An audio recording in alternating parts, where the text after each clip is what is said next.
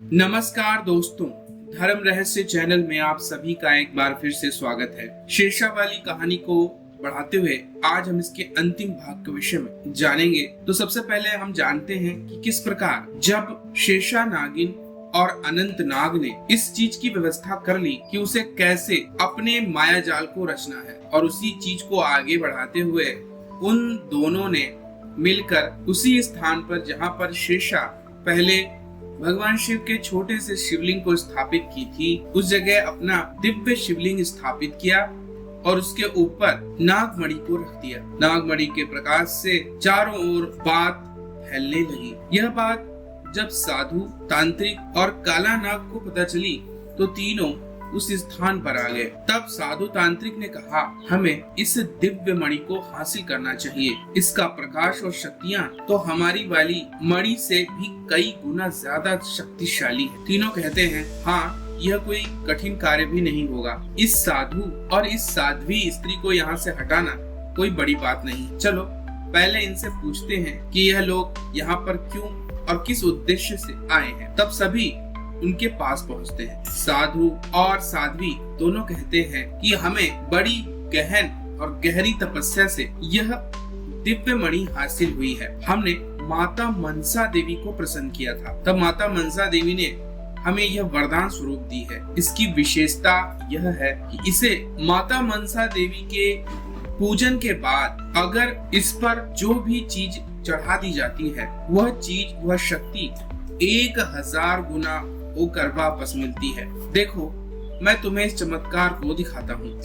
तब उन्होंने माता मनसा देवी की प्रार्थना की और प्रार्थना करने के बाद उन्होंने चावल का एक दाना, दाल का एक दाना और फल का एक टुकड़ा उस मणि को अर्पित किया। तभी चमत्कार घटित हुआ। वहाँ पर कई मन अनाज, चावल, दाल, रोटियां और विभिन्न प्रकार के फल सब प्रकट हो गए। यह देखकर आश्चर्य से सबकी आंखें अचंभित हो गईं। यह सच में बहुत बड़ा चमत्कार था। अब काला नाग, वह तांत्रिक और साधु तीनों इस मणि को प्राप्त करने के लिए लालायित हो उठे। तब साधु ने पूछा, क्या हम इसे जो भी चीज देंगे या अर्पित करेंगे उसका 1000 गुना होकर वापस मिलेगा? तब साधु और साध्वी ने कहा, बिल्कुल, इसमें तनिक भी संदेह नहीं है। आज की रात्रि बहुत शुभ है। आज बहुत ही दुर्लभ भगवान शिव का विशेष दिन है। नागेश्वर महादेव का यह दुर्लभ दिन अगर हम लोग आज रात्रि प्रार्थना और पूजा करके देवी मनसा को प्रसन्न कर इस मणि पर अपनी समस्त शक्तियाँ, गुप्त चीजें, जो कुछ भी हमारे पास है, वह सब अर्पित कर दें तो उसका 1000 गुना होकर वापस मिल जाएगा।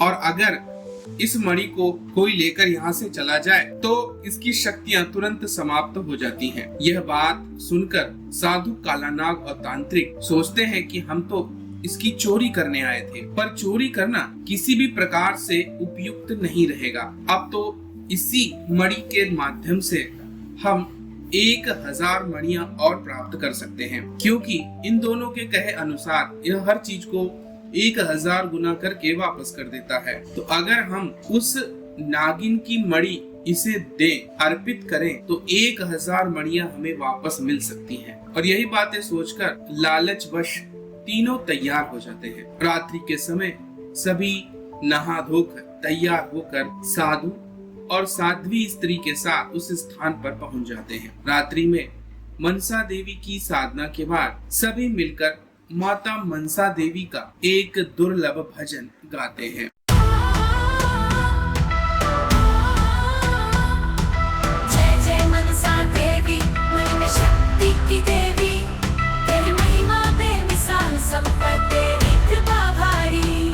तेरे चरणों में आकर मिलता है सुकून और शांति। ओ माँ, तू ही है मणि की रानी, तू ही सबकी पालनहार।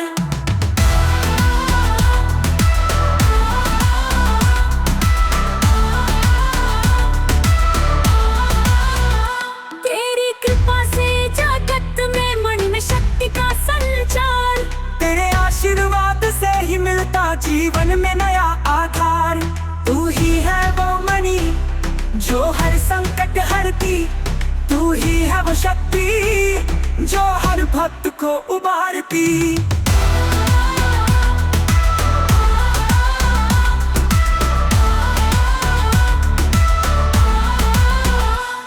मन में तेरा ध्यान धरे, मणि की शक्ति को पाए, हर कठिनाई हर विपत्ति तेरे नाम से ही मिट जाए।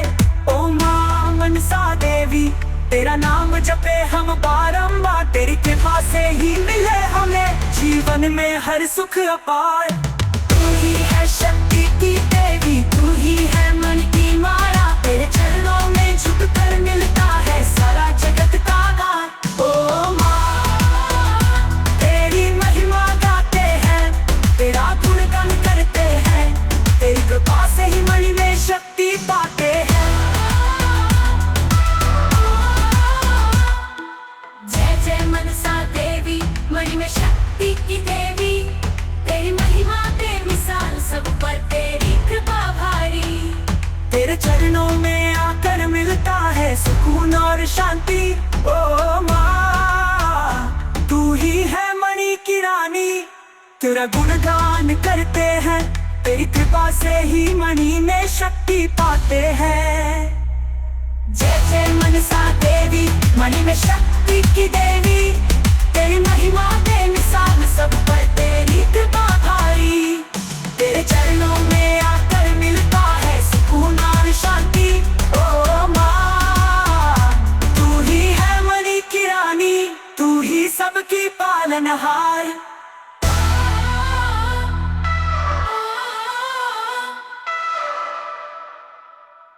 भजन समाप्त होते ही अद्भुत रूप से चमत्कार घटित होता है और वह मणि बहुत तीव्र रूप से चमकने लगती है। तब साधु और साध्वी कहते हैं, हम सभी अपने वस्त्र आभूषण, अपनी पूजा, अपनी शक्तियाँ, अभी तक का जो भी हमारे पास है वो सब मैं इस मणि को अर्पित करता हूँ। यह देखकर साधु तांत्रिक और काला नाग भी अपनी अद्भुत समस्त शक्तियाँ अर्पित करते हैं। तांत्रिक और साधु अपनी उसी नागिन की मणि को भी अर्पित कर देते हैं और फिर जो होता है उसकी कल्पना इन तीनों ने बिल्कुल भी नहीं की। वह नागमणि सब कुछ अपने अंदर समेट लेती है। यह देखकर तांत्रिक, साधु और काला नाग घबरा जाते हैं और कहते हैं, इसने तो देने के बजाय सब चीजें अपने पास रख ली हैं। इस मणि को उठाकर अभी तोड़ दो, इससे पहले कि हम पूरी तरह शक्तिहीन हो जाएं। और तब शेषा और अनंत दोनों साक्षात रूप में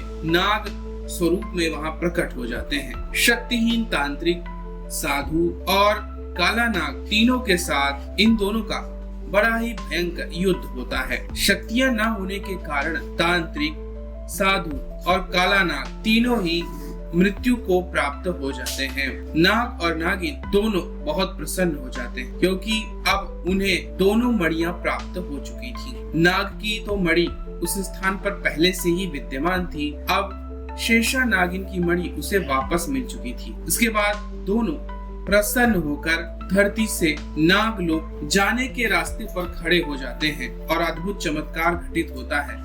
दोनों नाग मणियों को आपस में मिलाने से नाग द्वार खुल जाता है और दोनों नागलोक में देवी और देवता बनकर वहां वास करने लगते हैं। दोनों क्योंकि इसी स्थान से नागलोक गए थे तो स्वभाववश दोनों हमेशा कई वर्षों के बाद धरती पर इसी स्थान पर वापस आते हैं और भ्रमण करते हैं। एक बार इसी प्रकार एक किसान नाग और नागिन के रूप में इसी जगह पर इन दोनों को देखता है और इन दोनों को देखने के कारण बार बार इनकी दैवी शक्तियों का उसे आभास होता है। किसान को स्वप्न में दोनों प्रेरणा देते हैं कि यहाँ नागेश्वर मंदिर को स्थापित करो। तब वह किसान यहाँ पर एक मंदिर बनवा देता है। ये वही स्थान है जो बागपत के वाजिदपुर में नागेश्वर मंदिर के रूप में आज स्थित है। वैसे तो यह कहानी गोपनीय है लेकिन मुझे दुर्लभ तरीके से प्राप्त हुई थी गुरुजी। मैंने आपको इस कथा के विषय में बताया है। आपने इसको भव्य बनाने के लिए हर जगह भजन और गाने जोड़े हैं। इसके लिए आपका विशेष रूप से धन्यवाद। मैं आपसे प्रार्थना भी करता हूँ कि आप जितने भी वीडियो बनाते हैं उसमें गाना या भजन अवश्य जोड़ा कीजिए क्योंकि इससे सुनने वाले को अत्यधिक आनंद की प्राप्ति होती है। और आपने इस कहानी में भी जगह जगह पर अपने आप कई सारे गाने और भजन जोड़े हैं। इससे ये कहानी और भी ज्यादा रोमांचक बन गई। गुरुजी, अभी आपको कभी समय मिले तो बागपत के वाजिदपुर में स्थित इस नागेश्वर मंदिर में दर्शन करने के लिए अवश्य आइएगा। गुरुजी, यही है कहानी जो मैंने आपको सुनाई। आपका विशेष रूप से धन्यवाद कि आप पुराने रहस्यों को सबके सामने लेकर के आते हैं और इन किंवदंतियों को सबके सामने प्रकट करते हैं। आपको चरण स्पर्श और सभी दर्शकों को मेरा सहृदय धन्यवाद। तो देखिए, यहाँ पर इन्होंने बागपत के वाजिदपुर में स्थित नागेश्वर मंदिर की शेषा और अनंत नाग नागिन की कहानी को सुनाया। और मैं हमेशा अब अपनी टीम के माध्यम से और बाकी लोगों की प्रेरणा के भी माध्यम से लगभग सभी वीडियोस में गाने, भजन इत्यादि अवश्य ही जोड़ता रहता हूँ, ताकि कहानी हो या फिर कोई रहस्य हो, उसके साथ में आनंद की भी प्राप्ति की जा सके और उसे अधिक मनोरंजक बनाया जा सके। अगर यह वीडियो आप लोगों को पसंद आया है तो लाइक करें, शेयर करें, सब्सक्राइब करें। आप सभी का दिन मंगलमय हो। जय मां पराशक्ति।